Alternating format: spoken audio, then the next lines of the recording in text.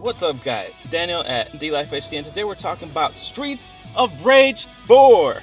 Since the game was first announced, we were really hyped to play it. It seemed like we had been waiting for this game to come out for a long time. It finally came out, and we couldn't wait to play it. Was it worth the wait? And was it worth all the hype? Sit back, relax, and let's find out. Switch it up. Switch it up. I was a worker, had to upgrade to a boss. Used to live in the hood, but had to upgrade to a loft. Firstly, let's go over game modes. The mode we played the most was, of course, story mode, but there are others. These include stage select, arcade, boss rush, and battle modes.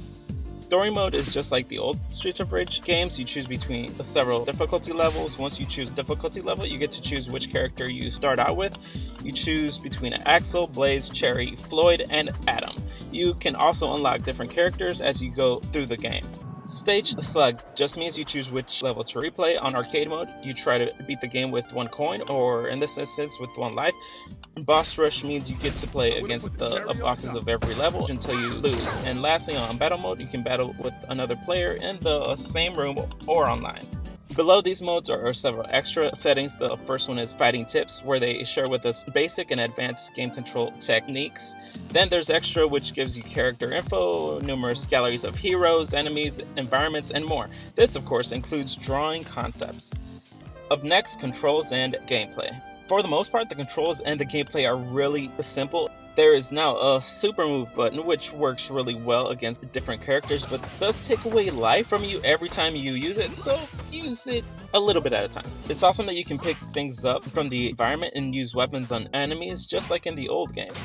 It's also great that you can destroy things in the environment, sometimes find things like money or food after you break them.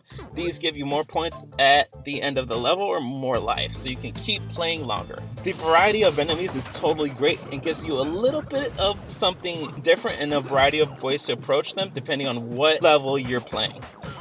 The bosses also give you a ton of variety, and let's just say this now, the last boss is ridiculous and so complicated because you have to go through several forms, so definitely gather as much life as you can before facing them. Let's talk about UI and graphics. For the UI, it feels like they took the old school design and just gave it a facelift, and for this game it really works. It looks clean, and the simplicity of it matches the art of the game. The graphics go from old school sprite graphics to a new revamped 2D comic book art style. It works really well for all the characters and all the environments. Music and sound is next.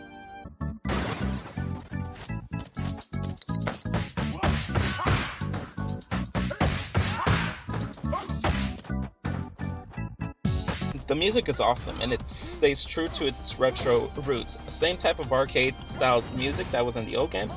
It adds an added layer of nostalgia to an already nostalgia-filled experience. The music differs depending on the level and the boss that you face. The story isn't the best, but that doesn't matter, as it's not the main focus of the game. But here's the gist of it. 10 years have passed since the happenings of Streets of Rage 3. A new crime empire has arisen, rumored to be led by Mr. X's children, the Y Twins. Our 4 vigilante heroes are back together along with some of their young ones to save the day. Can you help them? Aside from only being 12 levels long, it's definitely worth playing. You'll get more enjoyment and nostalgia out of these 12 levels than most other games out right now. However, it does have some bonus levels and numerous levels of difficulty that you can complete in order to unlock new characters, and that adds to the replayability of the game.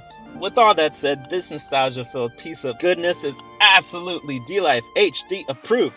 Alright guys, thanks for watching. Let us know your thoughts on Streets of Rage 4 in the comments below, or if you're playing it, what you think of it. Remember to like and subscribe for more videos like this, and lastly, check out our Twitter account for gameplay of the latest releases, but most importantly, remember to always stay one up.